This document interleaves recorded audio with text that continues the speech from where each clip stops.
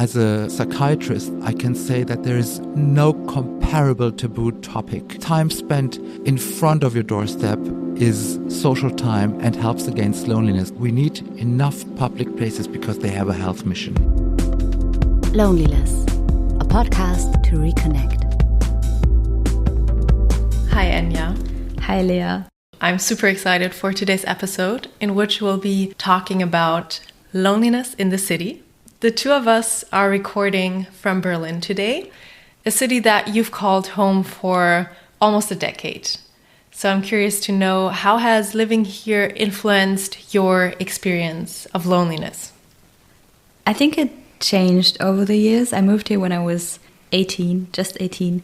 And I really enjoyed moving to a city where you could just walk around and nobody knows you. And to me, that felt very freeing, kind of. But it definitely also came with getting used to it. So it took me some time. I remember in my first flat just feeling so lonely. But I think it also brought me closer to myself. I kind of found out what I like to do when I'm just by myself, and just became, I think, more confident in being alone. So I think it was a good decision. One thing that I actually want to talk about is the loneliness trends over time, because people often say that modern life and the changes that come with it lead to social isolation and loneliness. It's called the lost community hypothesis. And big word. Mm-hmm. But on the other hand, modern life also comes with a lot of great opportunities. So I think it's not super easy to make that conclusion, and also the data that we have doesn't really indicate a clear trend or increase of loneliness over time. However, we might be lacking some data, or we might need also more research and more evaluation over time. So are people more lonely living in the city or living in more smaller town, rural environments? It really depends on a lot of other factors. There is no clear trend indicating that people are actually more lonely in the city or in rural environments. And so it's really also maybe our challenge, or something that we really want to try and understand, what actually shapes how people connect and interact. And communities obviously play a big role in that context. And Enya, I know that you have a very beautiful example from your neighborhood here in Berlin. Oh, yes. Would you mind sharing that with us? Yes. We have a WhatsApp group, not only the house that I live in, but the whole, I think 4 houses. And I love it so much. People text each other when they have too much cake left, or they were like, hey, should we do a Christmas carol singing? And I've never had that before. I think it's a very good example on how neighborhoods in a city can get more close so easily. Yeah. That's beautiful. And obviously also such a great opportunity to get support, interaction, whatever you might be seeking from the people who actually are so close to you already. Apart from us as individuals, we also need, structural change or structural opportunities to facilitate those encounters, connection, spaces where people meet. And a field in research that also investigates these influences is the field of neurourbanism, something that I find very interesting. It is a very interdisciplinary approach that combines experts from different fields.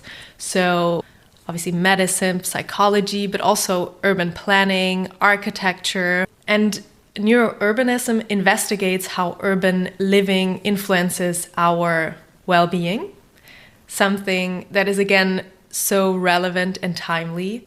And a very beautiful finding that I want to share here is that urban green spaces, like parks or little green spaces on the streets, actually have a very positive impact on our physical and mental well-being. So we shouldn't close Tempelhofer Feld. No, we shouldn't. To build expensive apartments there, yeah. Exactly. That should be integrated into how cities are planned, public spaces are planned, and how they facilitate, as I said, people to actually meet and interact. Yeah. You know what? I don't want to spoil, but I really love what our guest said in this episode, that it can be beneficial if the spaces, the environment is not done yet. So kind of a work in progress space or environment. But yeah, I don't want to spoil it. But yeah, should we introduce our guest yet? Or you had something else to say, right? It's perfect. Okay. Who is our guest, Leah? Tell us. Well, our guest today is Professor Dr. Mazda Adli, a psychiatrist, stress researcher, and expert on the psychology of cities. He's been studying how urban living shapes our mental health and what we can do to seek connection living in cities.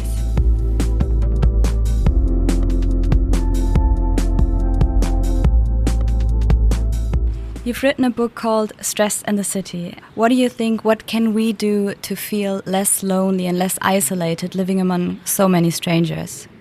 Well, the interesting thing is that people who live in cities have a high risk for experiencing social isolation. This may correlate with the higher amount of anonymity that we have in our big cities, which at the same time are attractive to many people. Many people move to big cities to liberate themselves from the social control and order of a rural environment, but do not necessarily cope well with the anonymity they experience when they move into cities. And this is why in the hustle and bustle of big cities, among the crowd, one may feel disconnected, and this leads to loneliness. Are there measures that we can take ourselves to become more resilient to that stress? Well, the best antidote that helps against loneliness is social belonging, is participation, and this is actually what helps us out of this trap of social isolation, especially in big cities, to step out of your door and connect to your neighborhoods, to the people around you, which at times might be a challenge. Not everyone feels secure and comfortable with opening himself or herself to others, but this is also what we can do as urban dwellers, to be aware of the fact that there are many people out there who experience loneliness, who suffer from loneliness in the crowd, and to have an open eye and ear for this problem, and also try to involve and integrate people who we might see at risk for social isolation. Mm-hmm.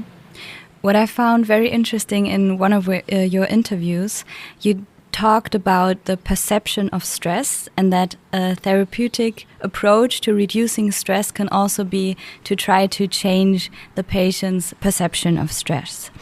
Is it also possible to try to change your perception of loneliness? And can that help in tackling loneliness? Well, loneliness is a subform of stress, of social stress. And surely it helps to feel more agency towards oneself. This is what we can do. But at the same time, it's true that loneliness can be a very, very heavy burden. But what does help is social support by others, by neighbors, by parts of society, by politics at large, when they become more aware of loneliness to be a relevant societal challenge and health burden.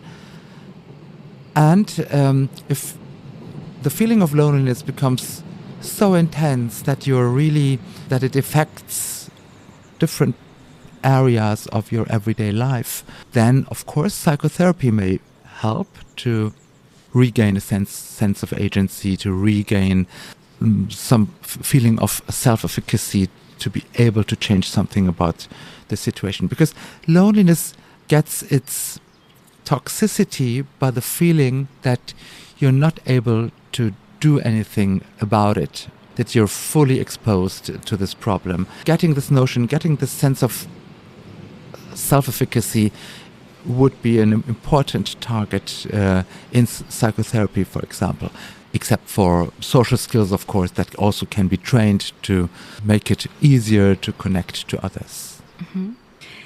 Another thing that I found very interesting was that brain scans show that the same areas in your brain light up or react when you are in pain than when you are lonely. We all know that we have painkillers, we have antidepressants. What role does medication play in treating loneliness? Well, there is no loneliness pill, unfortunately. But I also wouldn't expect loneliness to go away by pharmacological intervention, because it's a social phenomenon. Well, loneliness is can be seen as a sort of biological alarm signal in the brain, in the mind, which signals and indicates that the level of cooperation has fallen under a critical cutoff, so that we are not participating adequately, and this can lead to a survival risk from an evolutionary point of view. Therefore, loneliness is in fact something like a soul pain, and it's absolutely interesting to realize that the same brain regions are active when you feel social isolation or loneliness, like the anterior cingulate cortex, are active during physical pain. You live in a city yourself, I think. So what are some measures or projects that you see or that you maybe are part of that inspire you and give you maybe also a positive outlook on what we can do against loneliness? Well, one thing that we all can do against loneliness is to do what we both are doing now, to talk about it. To raise awareness.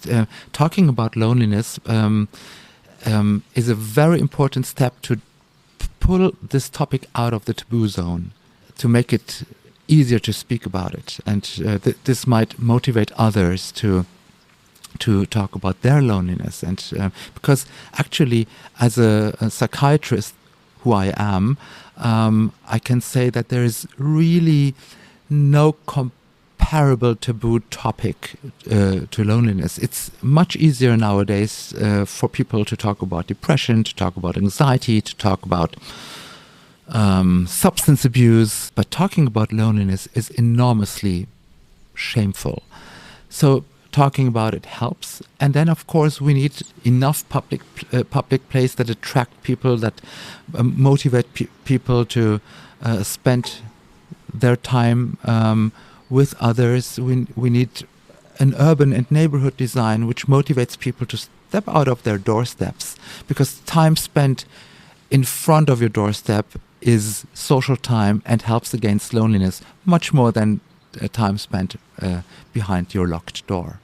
So there's also a lot in urban design which we can do, and in our research in neurourbanism, where we do a very interdisciplinary and actually also transdisciplinary approach.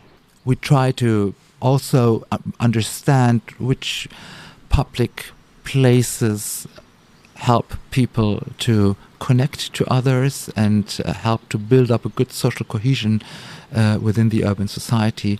Our research results indicate into the same direction. We need enough public places because they have a health mission. Can you already give us an example of your findings, what these spaces could look like?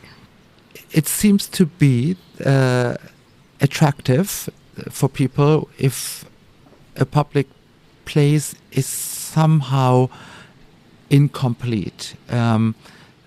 If there is some kind of affordance for people to participate in how a public space is used, how it's shaped. So this a sense of incompleteness, this might sound counterintuitive, seems actually helpful for people to spend time on them. Mm-hmm. That's super interesting. So, as we all know, loneliness is incredibly complex and subjective. But if somebody is listening now and they feel a bit overwhelmed by their loneliness and they don't know where to start, what advice would you give to someone listening right now who feels overwhelmed by their loneliness? Well, a good idea is to open yourself to someone. Talk to someone. If it might be a family member, it might be a neighbor. It might be someone from your church community, some kind of fellow, or also your doctor could be a good person to start talking about it. And another practical advice is to walk out of your door and try to engage into a mindful walk around your neighborhood. Ask yourself whether you know how the other people that might share the same house with you, how their names are. Do you know all the names on the bell plate outside the house? Do you know which shops exactly are in your street? Do you know who works in those shops? Do you know how many trees there are in your street, if there are any? So become and be mindful about details, social details, design details, environmental details. This is already a good start to engage and participate in your neighborhood, and a good basis to for a sense of belonging to develop and grow. Mm-hmm. One thing that I've listened to in one of your interviews and that I thought was so interesting was that you said that commuting makes you a bit more lonely because you spend so much time going from your home to your workplace. But you're a big defender on biking to work. Absolutely. I don't have a car. I only have a bike that I am happy to use every day to go to my workplace, to my clinic and back. And of course, I must say, I'm lucky enough to live in a bikeable distance to my workplace. And not everyone has this privilege. I'm absolutely aware of that. But it's true that commuting for long times is time which you have to pay for by social connectedness to others, by time you can spend with your family, your friends, etc. So often enough I'm asked if it's a good idea to move outside a big city, maybe to escape from the noise and the stress of inner city life. And that's where I often respond, well, it might be attractive to live in a greener environment, but it also comes with a social price, and that's the risk of being a bit more isolated from others. Mm-hmm. So for all of us who are living in big cities and who hear this, you say it's fine, you can stay living in your city. Absolutely. And I also do not want to conclude without saying there is a lot of stress in our cities, but cities at the same time come with an enormous advantage for the people that live in them. They offer better access to education, better access to health systems, very good access to culture, and all of that is called the urban advantage, and we have to be very aware of that. But There's also a downside, which is a higher amount of social stress, loneliness and social isolation being one of the subforms of urban stress. We have to be aware of that, but city living still also comes with a lot of advantages for us. Mm-hmm. Thank you so much. Maybe one last question, if you allow me to. Go ahead. Is there anything coming up for you in the next months or in the next year that you're particularly excited about? Well, I look very forward to the newly initiated Einstein Circle that we have initiated in Berlin, a circle funded by the Einstein Foundation to develop an urban mental health strategy, together with researchers from different disciplines, from the urban studies, from neuroscience, medical studies, psychology, geography, social sciences, etc., but also with a lot of urban stakeholders, with policymakers, with civil society representatives, to work on such a strategy, which we urgently need for our urban environments. Because if it's true that by 2050, 2/3 of people around the world will be living urban, and if it's also true that city living comes with a doubled risk for schizophrenia, for example, then it's absolutely urgent to have something like a strategy like that, which we have not to date. So this is something that I'm very excited about. And I'm also excited to put more research focus on the value of cultural places in our cities. All the museums, the galleries, the theaters, the cultural exchange centers, etc., that form an important part of the urban advantage, and who probably also have a health mission without being very aware of that. And this is something that I would like to put more research focus on. I wish you all the best with that, and thank you so much for taking part in this. Thank you. You're welcome. Thanks again to Professor Dr. Mazda Adli for this amazing conversation. I really enjoyed it. I also really enjoyed this episode. Thank you so much, Leah. Me too. Thank you, Anya. I hope that you enjoyed this episode as well. If you want to know more about loneliness in the city and also find more resources, we put them all in the description box. We'd love to hear your thoughts on this episode and also your remedies for loneliness in the city. Please also share which topics related to loneliness you'd like to hear more about. I'm Leah. I'm Anya. And this is Loneliless. Loneliless, a podcast to reconnect.